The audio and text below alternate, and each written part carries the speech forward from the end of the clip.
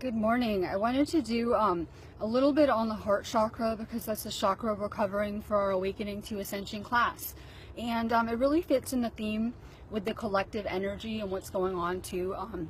Because I know a lot of the healers are going through a lot of purging right now, a lot of clearing, and humanity just went through a huge purge with that moon, but we're not done yet.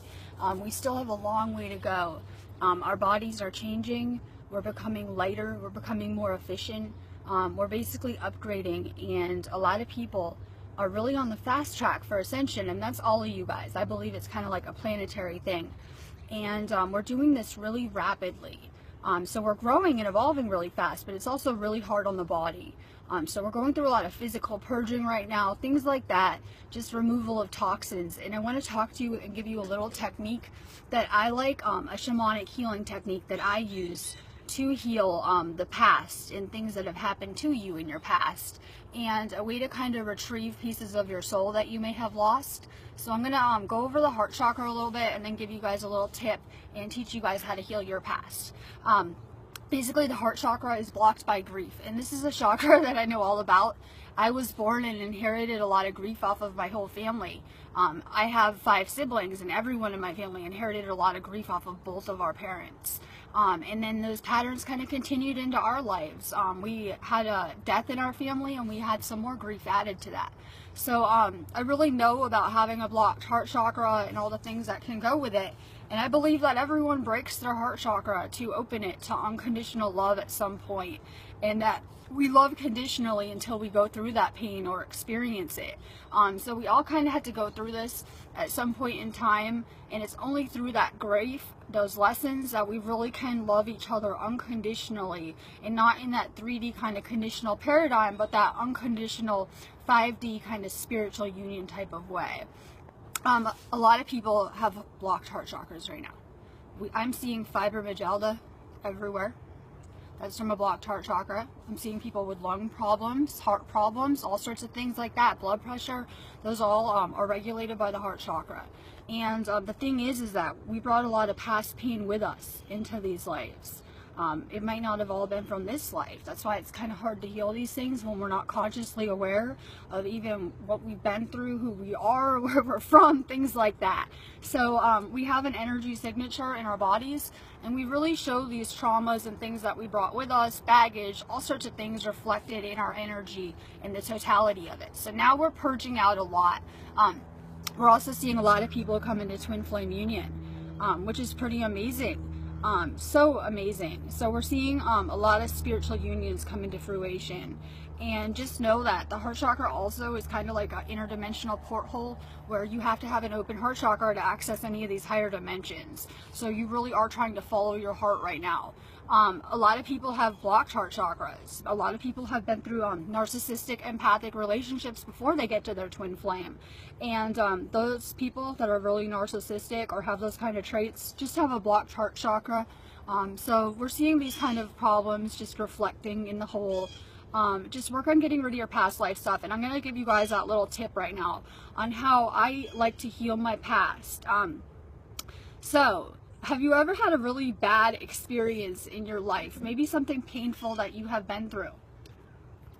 The type of thing that you would like to bury away and just forget ever happened. The usual response to any kind of trauma, events that we don't like, really bad things psychologically, we tend to try to forget about those things. We try to put it as far away from our mind as we can and move on with our lives.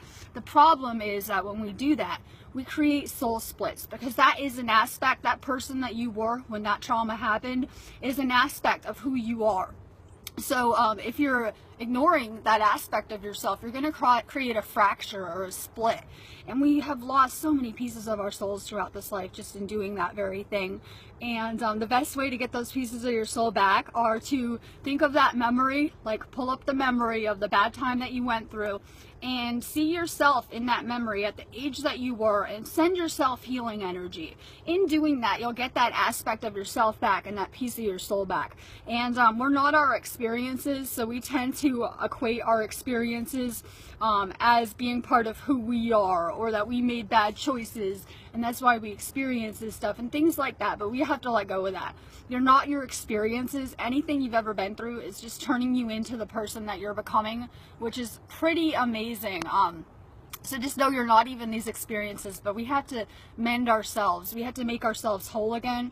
And we can't do that by ignoring aspects of ourselves. So if there's an aspect or a memory that you didn't like, try to embrace that. Send that person that you used to be healing energy, and we can make you whole again. It's pretty amazing. You can send healing and love to anyone. A lot of people are like, oh, I don't I have to ask permission. You can always send love and healing energy. If your intent is pure and your intent is to heal people, you can always send healing energy. So why not send it to yourself? Right now, we're going to be taking a mirror and looking at ourselves. That's how the energy is shifting. And I'm not saying to be service of others. I'm saying to really focus on yourself. Focus on getting a grip on your thoughts. Focus on healing that past life pain. I put a really pretty picture up. I actually tried out one of our votive candle activations from our store, and it was really pretty. I put like crystals around it, and you can use anything like magic. You can light a candle. I like the candle because it was kind of significant in burning away my past. So the past 2 days I've been doing some shamanic soul retrieval on myself and healing of past life stuff with my twin flame, which is pretty amazing but also really painful. I don't think humanity really realizes that pain that we have in our heart chakra. Sorry, it's really loud here. I live in the city. But I don't think humanity realizes that pain, that separateness that we hold as a collective in our heart chakras from being away from our beloved counterparts. It's very painful, and you won't realize it until you get back with your twin flame, and then you really start to feel everything because you're experiencing so much, and that separateness is painful. And that's how humanity is being kept in a state of separateness right now. And separateness is the illusion. So there's a lot of pain that we have on a collective from past life stuff, from this life and believing that we were separate and alone, from grief, any grief we've experienced, any kind of loss, any kind of childhood trauma, things like that, all deal with the heart chakra. The best thing that you can do for your heart chakra and any chakra is to meditate, to practice clearing each chakra. Someone asked, do I do them all at once or individually? I like to scan. I personally feel energy, and I do scans of the body and do each one separately, but work on your heart chakra most of all. Out of all the chakras, your heart chakra, your throat chakra, and your third eye are probably the most important chakras because they are keys to the densities that you need to access. Each chakra correlates with a density. So the heart chakra is kind of the center of all the chakras. It's kind of, you can think of it like a planetary system, and there's two above and sorry, I'm getting confused. 3 above, 3 below, and that one's kind of the orbiting center. So think of your heart chakra as your center. That's your path. You're going to follow your heart. That's where your intuition is, or your soul. It's going to be more like a stomach kind of chest feeling, not so much that egoic kind of mind thoughts. So just keep on working on your heart chakra. You can eat leafy green things. I really like avocados. Anything you're doing with the intent to heal is going to be powerful. Your intent is powerful. And take time to rest. I'm feeling kind of guilty that I haven't been doing live videos because I feel like people need me and things like that. But take time for yourself if you need time to rest right now, time to reflect, and time to handle these upgrades. And you guys are doing amazing. Sending you guys love.